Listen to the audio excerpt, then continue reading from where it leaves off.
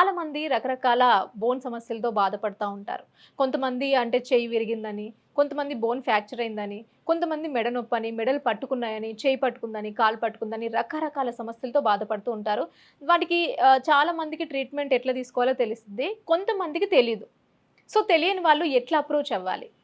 అసలు ఈ ఆర్థోపెడిక్ అంటే ఏంటి? ఈరోజు తెలుసుకుందాం. మనతో పాటు గోల్డ్ మెడలిస్ట్ మధు గారు ఉన్నారు. Orthopedic surgeon. వారితో మాట్లాడదాం. సార్ నమస్తే సార్. నమస్తే అండి. నా పేరు డాక్టర్ మధు రెడ్డి అండి. Okay sir. Consultant orthopedic surgeon, M&M ortho and multi specialty hospital. మాకు 2 బ్రాంచెస్ ఉన్నాయి. Okay. 1 branch is Attapur 24/7 50 bed hospital అండి. సెకండ్ బ్రాంచ్ వచ్చి మనకు డే కేర్ సెంటర్ సీతాఫలం మండిలో ఉంది. ఓకే. సో ఇది ప్రజెంట్ మనం వర్కింగ్ కండిషన్ ఇక్కడ 24 అవర్స్ అయితే అన్ని ఆపరేషన్స్ అవుతున్నాయి. సీతాఫలం మండి డే కేర్ సెంటర్ మనం రెగ్యులర్గా ఒక మార్నింగ్ 10 to 2 వరకు ఇక్కడ ఉంటున్నానండి. Okay sir. ఇప్పుడు చాలా మంది జనాలు లైక్ ఎట్లా అంటే జాయింట్ పెయిన్స్ అనేది మోకాళ్ళ మార్పిడి జాయింట్ పెయిన్స్ ఎక్స్రే ద్వారా ఎట్లా తెలుస్తుంది మనకి? ఇప్పుడు జాయింట్ పెయిన్స్ వేరండి, ఓకే, మోకాలు మార్పిడి వేరండి. జాయింట్ పెయిన్స్ అంటే కీళ్ళు నొప్పులు రావడం, ఓకే, పొద్దున్న లేస్తే గట్టిగా పట్టేసినట్టు అనిపించడం, అవును, సో నడవలేకపోవడము, బెడ్ దిగలేకపోవడము, సడన్గా లేచి వాక్ చేయలేకపోవడము, ఇలాంటి సమస్యలతో చాలామంది బాధపడుతుంటారండి. దీన్ని పాలియాథ్రాలజియా కండిషన్స్ అంటాం. ఇది ఎందువల్ల వస్తుంది అంటే మెయిన్గా మోస్ట్ కామన్ రీజన్స్ అండి.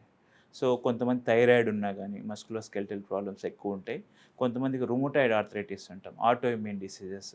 సో అవి ఉంటే మార్నింగ్ జాయింట్ పెయిన్స్ రావడము, స్టిఫ్నెస్ రావడము, నడవలేకపోవడం ఇలా జరుగుతుంటుంది. కొంతమందికి సో యూరిక్ యాసిడ్ ప్రాబ్లమ్స్ వల్ల జాయింట్ పెయిన్స్ అనేవి వస్తాయి. ఓన్లీ మోకాలు నొప్పులే కాదండి, మిగతా జాయింట్స్ కూడా పెయిన్ అవుతుంటాయి యూరిక్ యాసిడ్ వల్ల. కొంతమంది calcium, vitamin D3 major role అండి. సో నవేడేస్లో ఎవరు కానీ బయట ఎండకి ఎక్స్పోజ్ అయితే లేరు. మార్నింగ్ ఎండకి ఎక్స్పోజ్ అయితే విటమిన్ D వస్తుందని అందరికీ తెలుసు. కానీ ఎవరు అయితే బిజీ షెడ్యూల్ వల్ల ఎవరు ఎక్స్పోజ్ కాకుండా సో ఆఫీసులకు వెళ్ళడం కానీ, so at the same time నార్మల్గా ఇంట్లోనే ఉండడం కానీ జరుగుతుంది. దానివల్ల విటమిన్ D డెఫిషియన్సీ వల్ల చాలా ఎక్కువ మందికి జాయింట్ పెయిన్స్ అనేవి వస్తున్నాయండి. దాని తర్వాత యూరిన్ ఇన్ఫెక్షన్ అండి. యూరిన్ ఇన్ఫెక్షన్ వల్ల కొంతమందికి అయితే జాయింట్ పెయిన్స్ ఉంటుంటాయి. సో అట్లా కాకుండా హీమోగ్లోబిన్ తగ్గడం వల్ల ఫెటిక్ కాకుండా జాయింట్ పెయిన్స్ కూడా వస్తుంటాయి. దానివల్ల కూడా అవుతుంది. ఓకే. సో నార్మల్గా హీమోగ్లోబిన్ తగ్గడం వల్ల కూడా జాయింట్ పెయిన్స్ వస్తాయి, జాయింట్ స్వెల్లింగ్స్ కూడా వస్తాయి. ఓకే. సో అది కూడా ఉంటుంది. దాంతోపాటు కోవిడ్ వచ్చిన తర్వాత కానీ లేదా వైరల్ ఫీవర్ వచ్చిన తర్వాత కానీ పోస్ట్ వైరల్ పాలియాథ్రాలజీ అంటాము. వీటి వల్ల కూడా మనకు జాయింట్ పెయిన్స్ వస్తుంటాయండి. మోకాలు నొప్పులు అని మీరు అడిగారు కాబట్టి, మోకాలు నొప్పులు అంటే మోకాలు అరుగుదల. ఓకే. వీటి వల్ల ఈ రొమటాయిడ్ వల్ల కానీ యూరిక్ యాసిడ్ వల్ల కానీ ఇది వన్ ఆఫ్ ది రీజన్ అయితే main age is the first factor అండి. Second factor is weight. Okay. So obese ఉన్న వాళ్ళకి ఎక్కువ మోకాలు అరగడం అనేది జరుగుతుంది. ఎందుకంటే మోకాలు వెయిట్ బేరింగ్ జాయింట్. అవును. వెయిట్ బేరింగ్ జాయింట్ కాబట్టి దాంట్లో ఎక్కువ వెయిట్ పడడం వల్ల మోకాలు అనేది రాసుకొని అరుగుతుంటుంది. సో థర్డ్ థింగ్ ఏమంటే లేడీస్లో చాలా త్వరగా అరుగుతాయండి, ఎందుకంటే బోన్ క్వాలిటీ తక్కువ ఉంటుంది. సో ఈ రీజన్స్, ఇది ప్రైమరీ రీజన్స్ ఉంటాయి.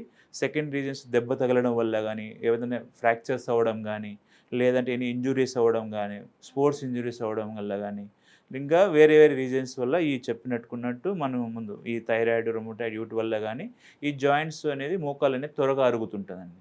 సో వీటికి ఏం చేయాలి పర్టికులర్గా అని అనుకుంటే కనుక మనకు ఫస్ట్ స్టేజ్ 1, స్టేజ్ 2, స్టేజ్ 3 అనేది మనం ఎక్స్రే, మీరు అడిగారు ఇంతకుముందు ఎక్స్రే ద్వారా ఎలా తెలుసు.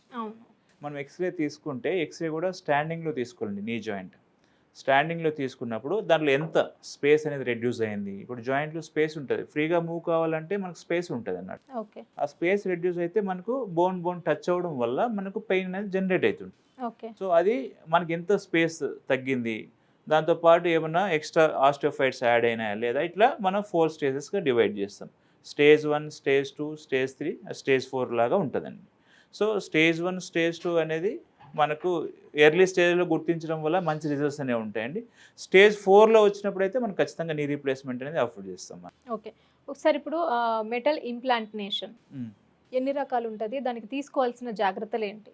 సార్ ఇప్పుడు మెటల్ ఇంప్లాంట్ అంటే ఏంటి, ఇవి ఎన్ని రకాలుగా ఉంటాయి, వీటికి తీసుకోవాల్సిన జాగ్రత్తలు ఏంటి? ఓకే. మనం మోకాలు మార్పిడి చేసుకున్నప్పుడు మోకాళ్ళు ఫైనల్ స్టేజ్ ఉండి కొంతమందికి మోకాలు వంకర్లు పోతుంటాయి. ఆ స్టేజ్లో మాత్రమే మనం మోకాలు మార్పిడి చేసుకోవాలి. మనం ఒక 10 మీటర్లు కూడా నడవలేకపోతున్నాం, 10 స్టెప్స్ కూడా ఎక్కలేకపోతున్నాం, నా పనులు నేను చేసుకోలేకపోతున్నాను అలాంటి సమయంలోనే మోకాలు మార్పిడి చేసుకోవడం మంచిదండి.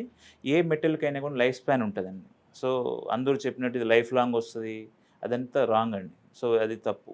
ఇది మనకి మనిషికే లైఫ్ స్పాన్ ఉన్నప్పుడు మెటల్ కూడా ఉంటది కదండీ! రస్ట్ ఫార్మేషన్ అనేది ఉంటది.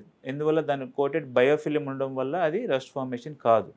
సో, దీనివల్ల మనము ఇప్పుడు కొన్ని 15 ఇయర్స్ వస్తాయి. కొన్ని 20 ఇయర్స్ వస్తాయి. మాక్సిమం 25 ఇయర్స్ వస్తాయి.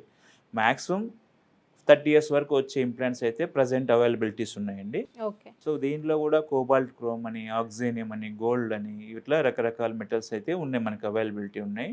యూజువల్‌గా చాలామందికి మనకు కోబాల్ట్ క్రోమ్ ఈ కంపెనీస్ ఉంటాయి. ఇండియన్ కంపెనీస్ ఉంటాయి, ఇంటర్నేషనల్ కంపెనీస్ ఉంటాయి.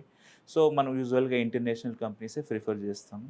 సో, ఇంటర్నేషనల్ కంపెనీస్‌లో కూడా కోబాల్ట్ క్రోమ్ రెగ్యులర్ అంటాము. సో, ఆ రెగ్యులర్ కోబాల్ట్ క్రోమ్ చేసినప్పుడు కానీ కొంతమందికి మెటల్ అలర్జీస్ కూడా వచ్చే ఛాన్సెస్ ఉంటాయండి. ఓకే. సో, ఆ మెటల్ వల్ల మనం ఏమంటే చాలా మంది వరకు గోల్డ్ ఆఫర్ చేస్తున్నాను నేనైతే ఎస్పెషల్లీ. బికాస్ ఆఫ్ ఎందుకంటే మీరు చూసుకోవచ్చు గోల్డ్ అందరూ యూజ్ చేస్తుంటారు. అవును. సో, గోల్డ్ కోటెడ్ వల్ల యూజువల్‌గా అలర్జిక్ ఛాన్సెస్ అయితే కొంచెం తక్కువ ఉంటది కాబట్టి అది కూడా one of the reason for gold use చేయడానికి అయితది. సో, సెకండ్ థింగ్ ఏమంటే ఆక్సిజన్ ఈజ్ కాస్ట్లీ అండి. ఓకే. ఆక్సిజన్ యూజ్ చేయడం వల్ల మనకు కొంతమందికి ఏమైతే ఎక్కువ రోజులు వచ్చే ఛాన్సెస్ అయితే కంపెనీ ఆఫర్ చేస్తుంది. బై మై ఎక్స్‌పీరియన్స్ ప్రకారం అయితే అరౌండ్ 20-25 ఇయర్స్ వరకు అయితే వస్తున్నది. ఓకే. సో, గోల్డ్ కూడా మనకు 20 ఇయర్స్ వరకు అయితే వస్తుంది. సో, కోబాల్ట్ క్రోమ్ అనేది మినిమమ్ 15 ఇయర్స్ నుంచి 20 ఇయర్స్ వరకు వస్తది. 15 ఇయర్స్ మినిమమ్ అయితే ఉంది. దీనికి తీసుకోవాల్సిన జాగ్రత్తలేంటి? పోస్ట్ ఆపరేటివ్ తర్వాత ఖచ్చితంగా ఫిజియోథెరపీ అనేది చేసుకోవాలండి. సో, మనం ఆపరేట్ చేయడమే నడవడం కోసం. అవును. సో, నడవడం అంటే ఎక్సర్సైజ్ చేసుకొని అట్‌లీస్ట్ మనం 6-2 మంత్స్ వరకు 6 వీక్స్ టు 2 మంత్స్ వరకు కంపల్సరీ మనం ఆ ఎక్సర్సైజ్ అనేవి చేసుకుంటూ ఉండాలి. మూవ్‌మెంట్స్ చేసుకుంటూ ఉండాలి. అట్ ద సేమ్ టైమ్ మనకు సిమెంట్ పెడతాం కానీ కొంచెం హీట్ ఉంటదండి అందరికి. ఓకే. చాలా మందికి వచ్చే బాధింపు ఏమంటే మాకు మోకాలు వేడిగా ఉంది అని చెప్తుంటారు పోస్ట్ ఆపరేటివ్ తర్వాత. బికాస్ ఆఫ్ సిమెంటేషన్ కొన్ని రోజుల వరకు హీట్ అనేది ఉంటదండి.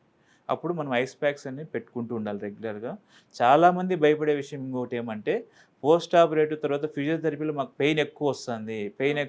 అందుకే మేము చేసుకోలేకపోతున్నాము. అది అంటే మాకు స్టార్టింగ్ ఉన్న పెయిన్ కంటే ఇది చేయించిన తర్వాత మాకు పెయిన్ ఎక్కువ ఉంది అని కొంతమంది. అట్లా అనేది తప్పండి. ఇప్పుడు యూజువల్‌గా మనకు పెయిన్ ఎక్కువ ఉందంటే మెటల్ ఇంప్లాంటేషన్ కరెక్ట్‌గా ఉండకపోవడము, అక్కడ ఉన్న ఆస్టియోఫైట్స్ అంటాం అవి సరిగ్గా రిమూవ్ చేయకపోవడం, ఓకే. లేదా టిష్యూని మనం కరెక్ట్‌గా ఎక్కడైతే మనం కటింగ్స్ ఉంటాయో ఆ కటింగ్ సరిగా చేయకపోవడము, ఈ రీజన్స్ వల్ల పెయిన్ అనేది మనకు ఎక్కువైతుంటదండి. కొంతమందికి రొమటాయిడ్ వల్ల టిష్యూలో కూడా మనకు ఎక్కువ ప్రాబ్లమ్స్ ఉంటాయి. సో, దానివల్ల కూడా కొంచెం మనకు ఇబ్బందులనేవి ఉంటాయి. సో, మోకాలు మార్పిడి తర్వాత దీనికి కూడా మన దగ్గర కొన్ని మెథడ్స్ వాడుతున్నామండి. పెయిన్‌లెస్ ఫిజియోథెరపీ కూడా కొన్ని చేస్తున్నాం. అది పర్టికులర్‌గా మనం అనస్థీషియా ఎపిడ్యూరల్ అనస్థీషియా ఇచ్చినప్పుడు గానీ, మనం ఇక్కడే ఒక 3-4 డేస్ పెట్టుకొని ఫిజియోథెరపీ కొంచెం మూవ్‌మెంట్ మంచిగా వచ్చిన తర్వాత పంపించడం గానీ, మన దగ్గర పెయిన్‌లెస్ నీ రీప్లేస్‌మెంట్స్ అనేవి ఎక్కువ జరుగుతున్నాయి. ఓకే. మనం చేసాం, మీరు కూడా చూడొచ్చు. సో, చూసాం సార్. ఇంతకుముందు మీరు చేసినవన్నీ చూసాము. రివ్యూస్ చూసాము. చాలా బాగున్నాయి. ఎందుకంటే పేషెంట్స్ ఇచ్చే review is the best review. అవును. ఇంకా దానికి మనం ఏం చెప్పలేము.